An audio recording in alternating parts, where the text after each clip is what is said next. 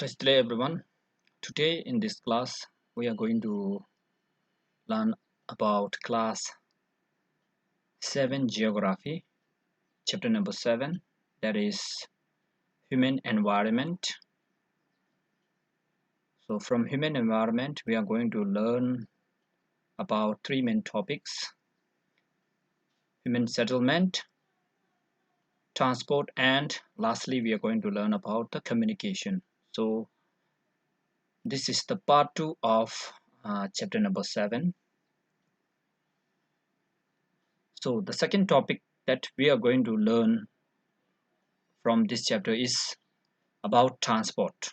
So first thing is we need to know the meaning of transport. So what is meant by transport?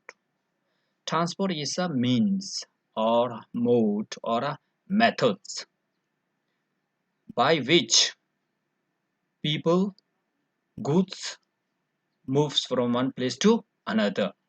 So these are the means or the modes of transport. With help of these means and modes of transport, we can move people from one place to another place. We can move goods from one place to another place. So these means and modes of transport, with help of these means and mode of transport like air, water, land, roadways and railways. So with help of these means or the modes of transport, we can move passenger or people and goods from one place to another place. So that is the meaning of transport. Next one is with the invention, with the innovation of wheels. So these are the wheels. Transport. So after the invention of wheels, transport become much easier. So during early days, most of the wheels are made up of woods. Later on, rubber and steels and other alloyed metals. So after the invention of wheels, transport. So this is the one of the old way of using wheel to transport goods from one place to another place. So after the invention of wheel, the transport become much easier as compared to early means or modes of transport. So in earlier, before the invention of wheels, earlier donkey, donkey, mules, blockart, camels, and in Tibet we are using yak, and in Andes, that means in South Africa American countries, they are using llamas. So before the invention of the wheels, people use these animals, or these animals are also called pack animals. All these animals are called pack animals. They are also called sumpter animals or the beasts of burdens. So with help of these animals, during before the invention of wheels, people used to move goods and people from one place to another place with help of these animals, such as donkey, mules, bullock, camels, yak, and llamas before the invention. So the in collectively these animals are called pack animals or sometimes animals or beasts of burden. So before the invention of this one wheels, people use these animals to transport goods and passengers from one place to another place. So passenger means people. Earlier traders took land route. So this is one land route, this is land route, and or people use, so during ancient times, so early days, people use land route. So this is land route or sea route for transport goods and transport of goods and passenger from one place to another place. Now, so this one, now it takes only 6 to 8 hours to travel from India to Europe by air transport. So during early days, it takes months and months to reach from one place to another place. From India to Europe, it takes months and months. But nowadays, it takes only 6 to 8 hours to travel from India. So this is the map of India. So if we move from nowadays, if we want to travel from India to European countries, so these red colored are European countries. So if we want to travel from India to European countries such as France, it takes only 6 to 8 hours to reach from India to Europe by air transport. So that shows the development of means and mode of transport as compared to early days. The four major means also called modes of transport are roadways, railways,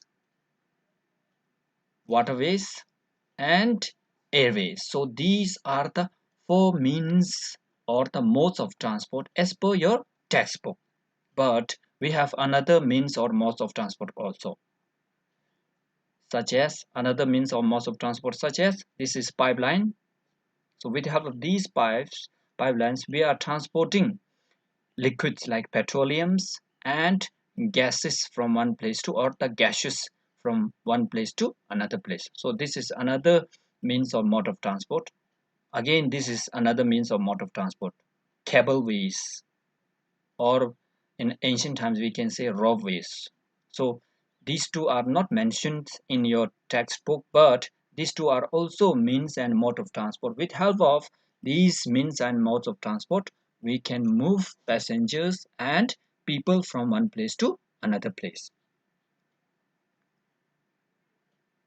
So next topic, so from transport, this one, so from this chapter we are going to learn about the four means and mode of transport. So first one is we are going to learn about the roadways. Next one we are going to learn about the railways. Later on we are going to, in the next video, we are going to learn about the waterways and airways, and lastly we are going to discuss about the communication. So first, from transport we are going to learn about the roadways. The most commonly used means of transport, especially for short distance, are roads. So generally, if people want to travel for a short distance, they are opting or they are using roadways in order to travel for a short distance. So mostly roadways are using mostly for short distance because roadway offers door-to-door services. So for example, those students who are coming from northeast and who are coming from this one south Indian states, so first they will come either by railways or this one airways. Later on from Delhi they will travel by roadway, that means in the buses or in the cars. So that means usually roadways are using most suitable for the most suitable for short distance transport or movement of passengers from one place to another place. So roadways can be metalled or non-metalled. So this is unmetalled. This is metalled road. Metal road means on the road if we put concrete such as tars and other concretes, it's become metalled road. Metalled roads are also called pakka road and unmetalled road. This is an example of unmetalled road, or in Hindi we can say kacha road. So roadways can be metalled as well as unmetalled road. Manali Leh. So Manali is one big city in Himachal Pradesh, and Leh is the one capital in Ladakh. So Manali Leh highway in the Himalayan mountains is the one of the highest roadway in the world. So this is image of Manali Leh highway. So this highway is one of the highest roadway in the world. So by looking at the image itself, we can say these roads are mostly covered by snows.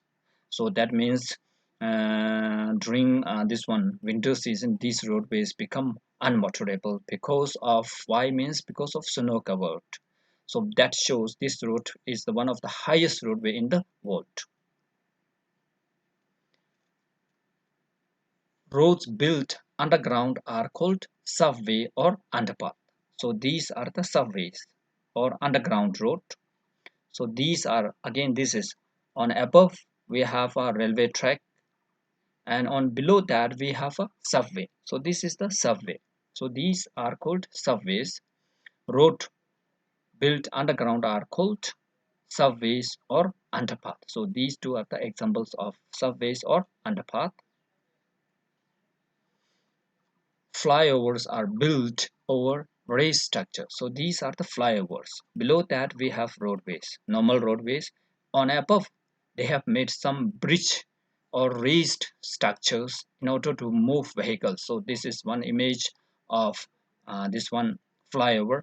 This is another image of flyover. So here we have lots and lots of flyovers. So generally subways and flyovers are made in order to minimize the traffic congestion in the towns and cities of the world. So if we look at this image itself, here we have lots of traffic problems. See here. So in order to avoid these traffic problems, nowadays many countries they are making subways and flyovers. So here, if we have this type of flyover on this road, means we will not face this kind of traffic congestion or the traffic problems. So uh, usually in the towns and cities of the world they are making lots of flyovers and subway or underpath ways in order to minimize the traffic problems in the towns and cities of the world. So the next means or the mode of transport, or the second one, is we are going to learn about the railways.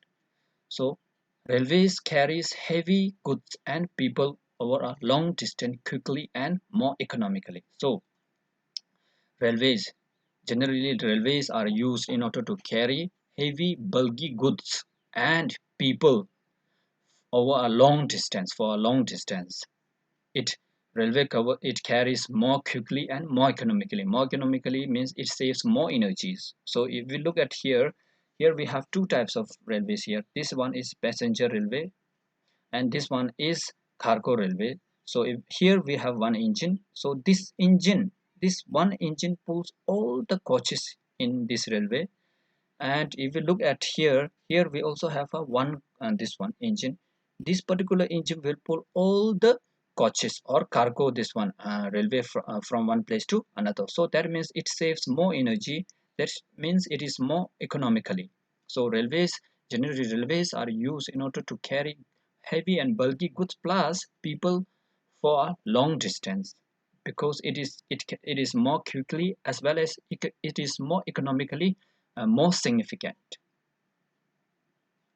The invention of steam engine. So this is steam engine. So here first, what steam engine means, they will use coal.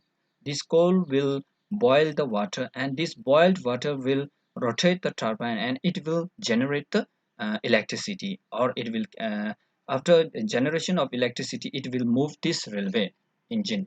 So that means uh, so the invention of steam engine. So this is the illustrative image of this one steam engine. So steam engine, after the invention of steam engine and industrial revolution, so industrial, so making goods in the industries are called industrial revolution. So first industrial revolution occurred in England in 1750s, helped speedy development of rail transport. So after the Industrial Revolution and the invention of steam engine helped in speedy development of rail transport. That means after the Industrial Revolution and the invention of steam engine, so industries need raw materials, and these industries will convert these raw materials into the finished goods.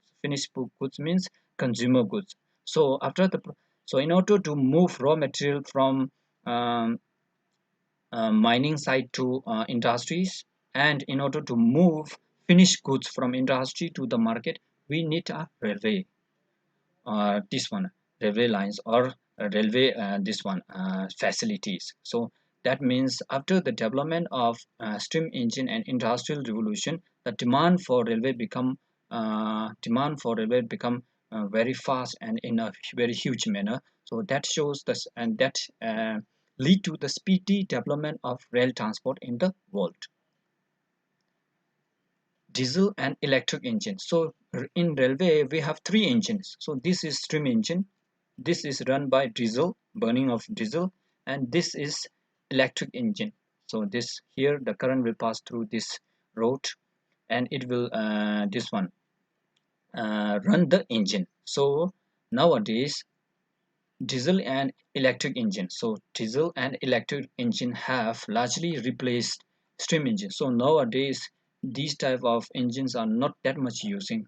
These types of railway engines are replaced by either by this one diesel engine or this one electric engines. So nowadays these diesel this one steam engine are replaced mostly by electric engines, and some are replaced by diesel engines.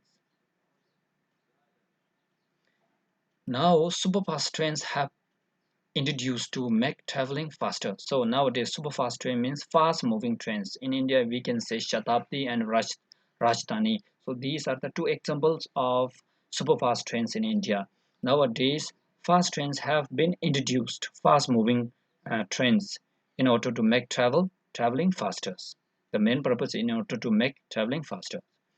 Indian railway network is one of the largest in Asia. So this is the railway network of India. So if we talk about in Asia, we have many countries like China, Japan, Korea. We have North and South and Southeast Asian countries. So if we talk about the Asian countries, this one, India has one of the largest railway network in the world. So this particular, uh, this one, uh, blue color shows railway lines of India. So this one is the one of the densest railway network in the world or in the Asia. Thank you.